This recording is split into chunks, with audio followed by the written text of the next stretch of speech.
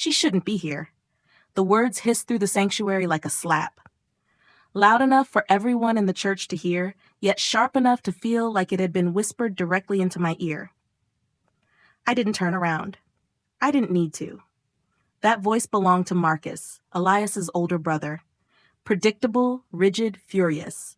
I sat 2 pews from the back, hands clenched around the wood so tightly my knuckles ached white. I had told myself I wouldn't cry.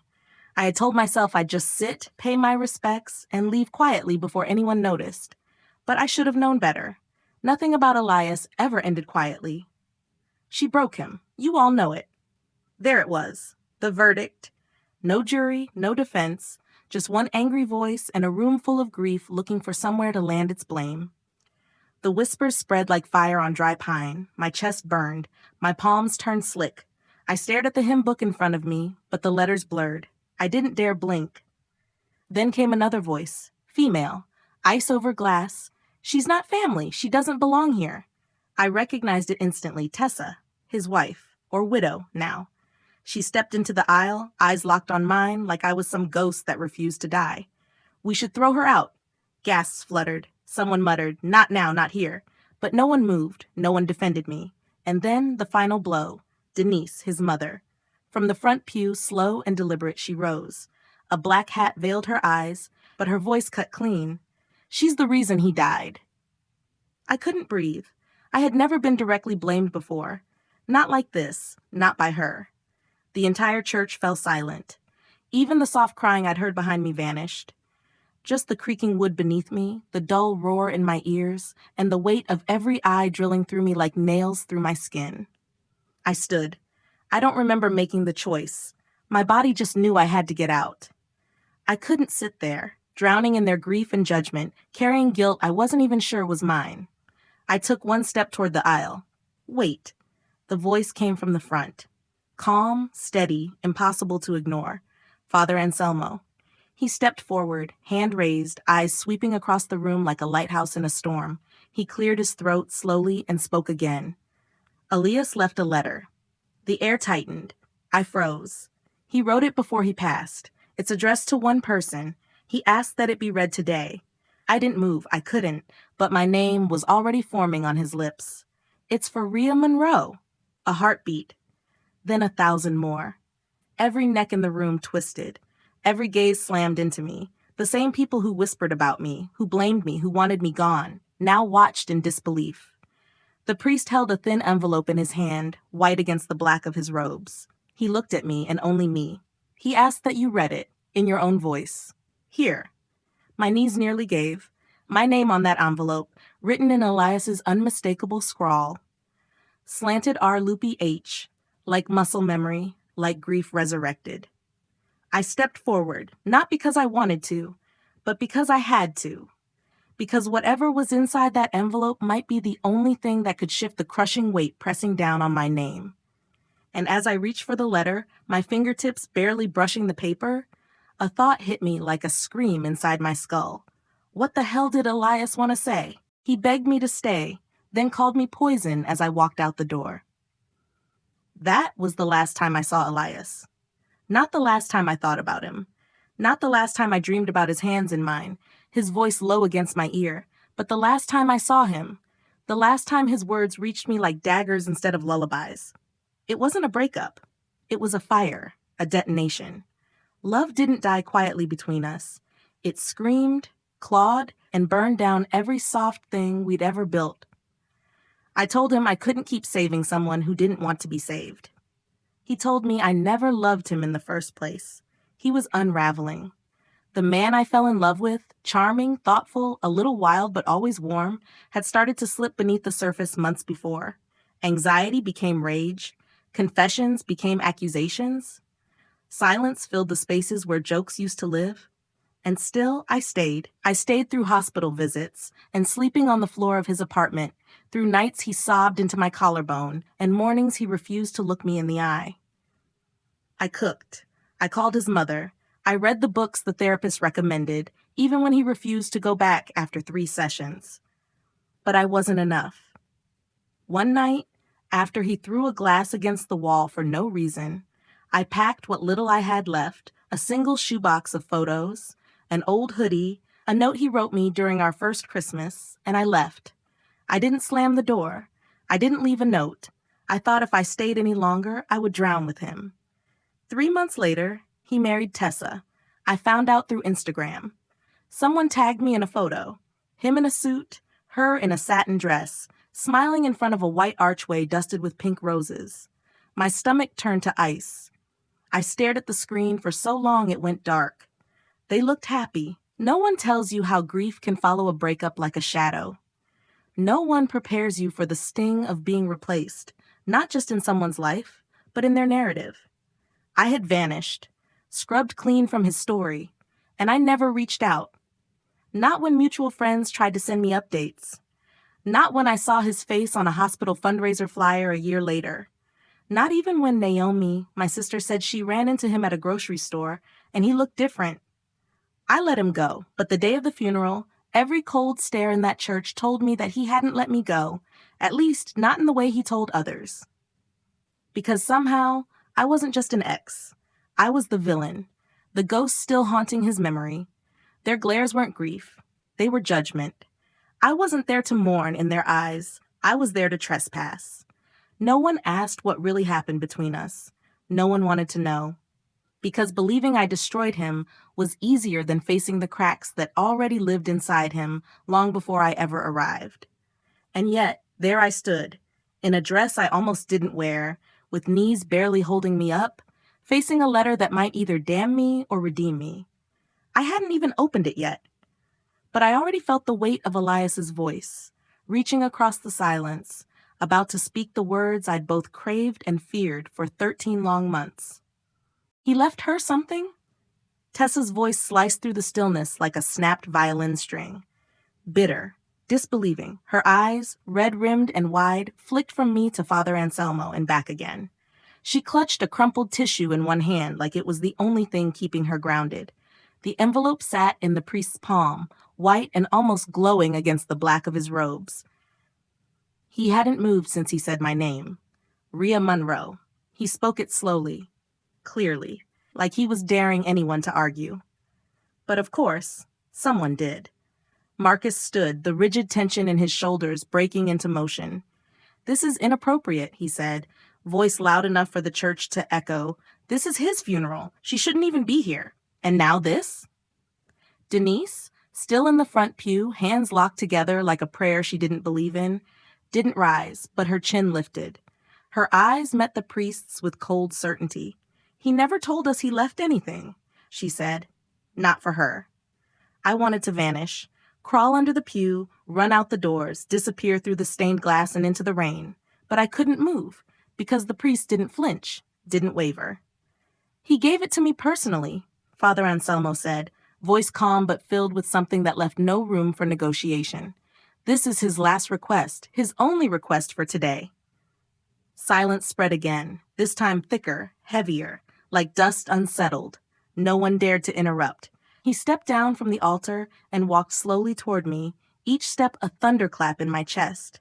My heart beat so loudly I thought the others could hear it. I looked at the envelope. My name, in Elias's handwriting. Slanted, looped, familiar. A ghost. "He asked," the priest said gently, stopping in front of me, "that you read it, in your own voice." I didn't reach for it. My arms felt foreign. The letter might as well have been a grenade, and I wasn't sure pulling the pin wouldn't shatter me. Tessa stood now too. "This is insane. Why would he write to her? They weren't even talking. He loved me. He married me." Her voice cracked on the last word, and for a second, her fury gave way to something else. Fear. A tremble. An ache too raw to hide. Marcus took a step forward, face tight. "She's not family," he growled. "This whole thing, he wouldn't have wanted this." But Father Anselmo didn't move. "He did," he said simply. "He told me exactly what he wanted, and I intend to honor it." And just like that, no one else spoke. No one dared to. He turned to me again and held out the envelope. It felt warm in my hands, like it had been resting close to someone's heart. The weight of it, too heavy for just paper. The name scrawled across the front was like a wound torn open. Rhea. My name, written in the same ink he once used on love notes, on grocery lists stuck to our fridge. I looked up. Every single face was watching, waiting, not because they wanted to hear Elias's words, but because they wanted to see what I'd do. Would I cry? Refuse? Collapse? I didn't do any of those things. I nodded, because I wasn't ready, but he had asked. And if there was even the smallest chance that this letter held the truth I'd been afraid of and blamed for, then I needed to hear it as much as they did. I slid my finger under the flap, and the church held its breath. Rhea didn't break me. She saved me. That was the first line that stopped my breath. I had barely begun reading when the silence in the church changed shape, no longer accusatory, no longer hostile, just still, listening. My voice trembled at first, but I kept going. I don't know what people will say about me, Elias had written, but if they say you destroyed me, they're wrong. I was already unraveling long before we met. You were the only thing that made me feel whole. A soft gasp echoed from somewhere near the front. I didn't look up. Couldn't. If I met a single pair of eyes, I might crumble. You left, the letter continued, because I stopped fighting. I became the version of myself I swore I'd never be. I lied, I lashed out, I stopped healing and started hiding. You didn't give up on me. I gave up on myself. Every word hit like a stone dropped into a glass room. I could feel the judgment shifting, cracking. People squirmed, a few looked away. Tessa sat rigid, eyes wide, frozen in disbelief. I never stopped loving you. That's why it hurt so much. My throat tightened. I swallowed hard.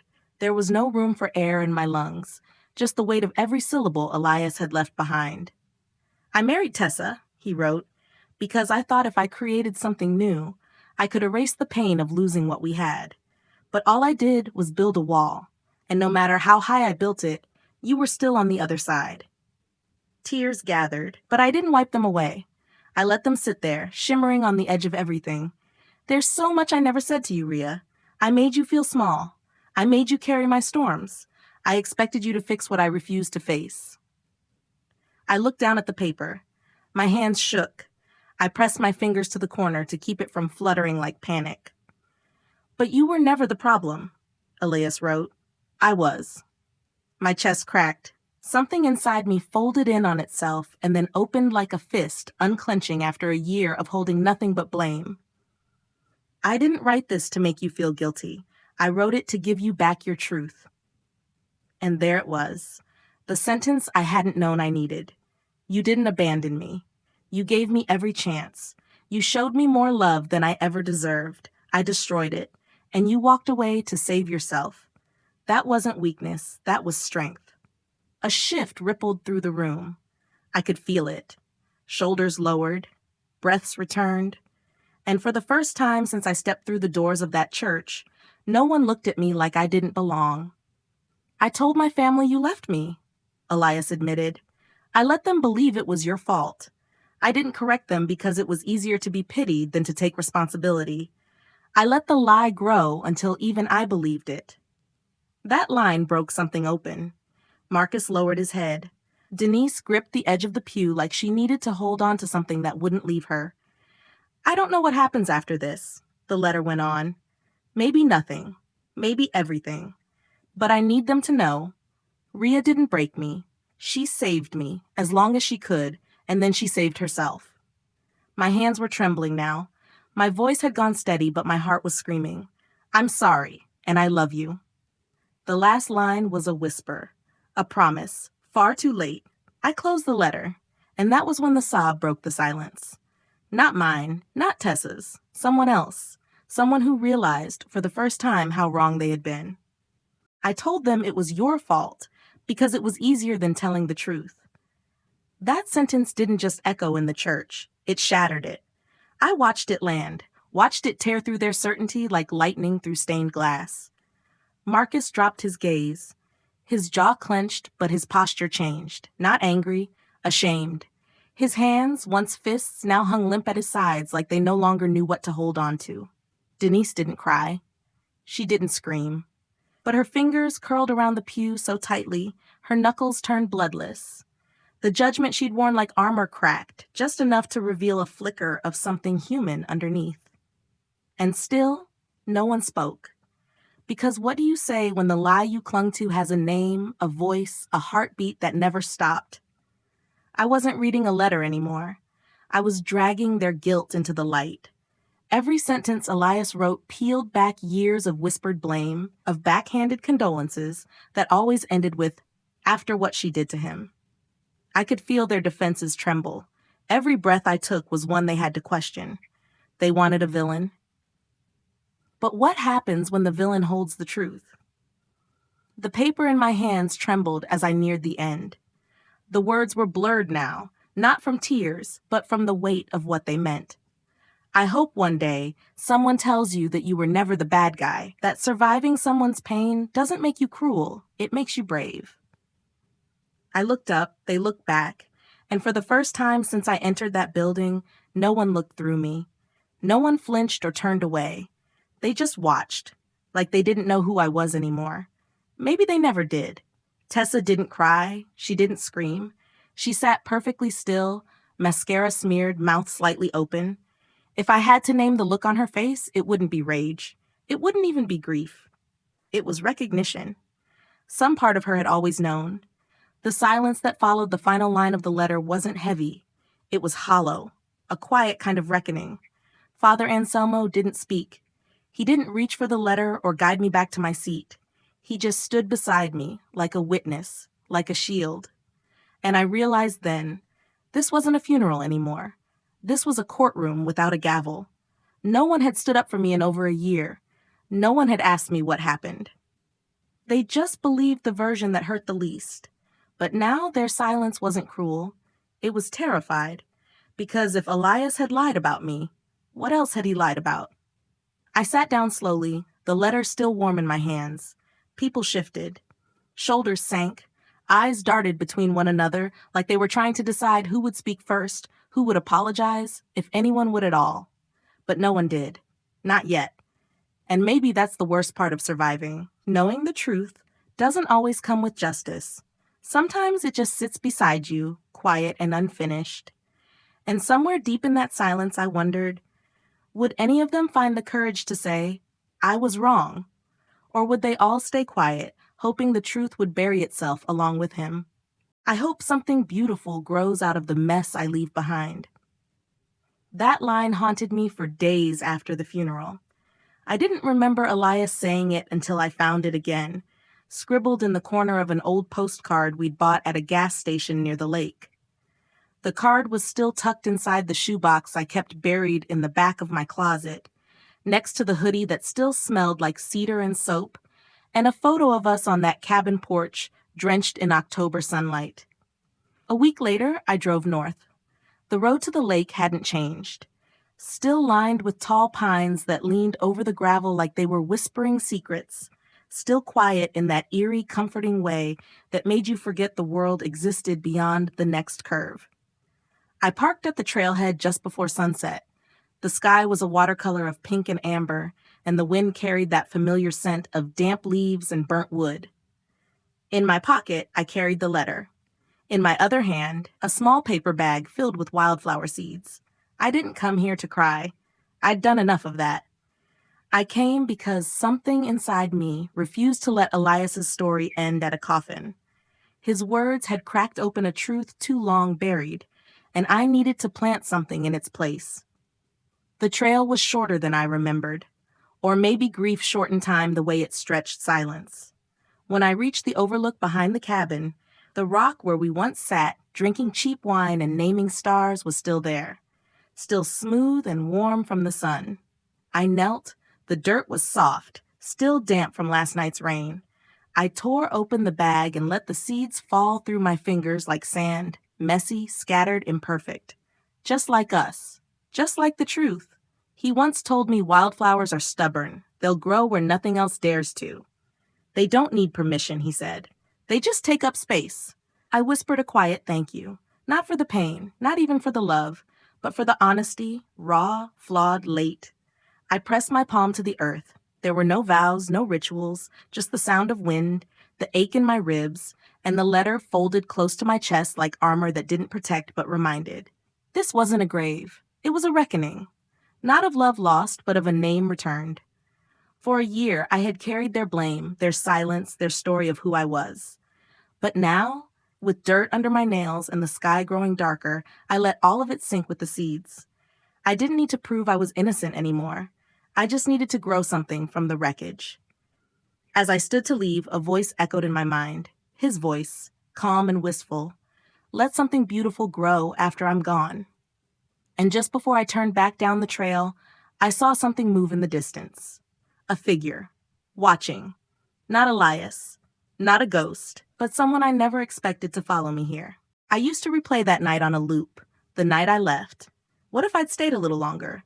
What if I'd said one more thing, held on one more day, tried a little harder? But the truth is, I did stay. Too long. I did say everything, even when my voice shook. I did hold on until my hands were empty and my heart was threadbare. And still, I walked away. Not because I stopped loving him, but because I finally started loving me. For a year, I wore guilt like skin. I carried silence like punishment. People looked at me like I was the villain in a story I didn't write. And I let them. I let their version of me take root, grow, and choke out my own. Until Elias gave it back. That letter, his final fractured act of love, didn't undo the past. It didn't rewrite what was broken, but it did something I didn't think possible. It unburied me. He didn't save himself. I couldn't save him. But somewhere between his last breath and the first word of that letter, he saved me. I didn't expect the silence after the funeral to be louder than the accusations before it. Marcus didn't say another word, but he looked me in the eye. And that was enough. Tessa didn't send flowers. She didn't send rage either. Just space. Even Denise, the woman who once declared me responsible for her son's death, left a single sentence inside a blank card. He loved you? I see that now. I never replied. Some truths don't need answers. They just need to breathe. And so do we. Grief isn't a clean wound. It festers. It hums in the background of your joy, touches everything you do. But guilt, that's something else. Guilt is a mirror held too close to your face. All you see is what you didn't do, what you should have said, what you'll never get back. But forgiveness? It's not about releasing them. It's about releasing yourself. I've started talking to a therapist again. I've stopped rereading old messages, stopped checking old photos for clues I never missed. I cleared out the box, the one with our memories, our ghosts, our love pressed flat between folded apologies. I still think of him. I still talk to him. Not out loud. Not always. But when I hear a song he loved, when I walk past someone wearing that stupid cologne, when the first chill of autumn hits and I remember the cabin, that's when he comes back. And that's okay. Because now, I carry him differently, not as a weight, but as a stone in my pocket. Smooth, familiar, mine. I don't need anyone's permission to keep living. I don't need their apology. I already have the only one that ever mattered. He didn't ask me to forgive him. He just told me the truth. And sometimes that's more than enough. I didn't abandon him. I survived him. And now I live without apology. If you've ever carried guilt that wasn't yours, if you've ever been blamed for surviving someone else's storm, if you've ever walked away, not because you were heartless, but because you had no choice, then maybe you understand. And if you do, tell me. Tell us. Leave a comment, not for me, for you. And if this story found you at the right time, like Elias's letter found me, maybe share it, like it, or follow Revenge her way. Sometimes survival is the loudest love letter we ever get to write.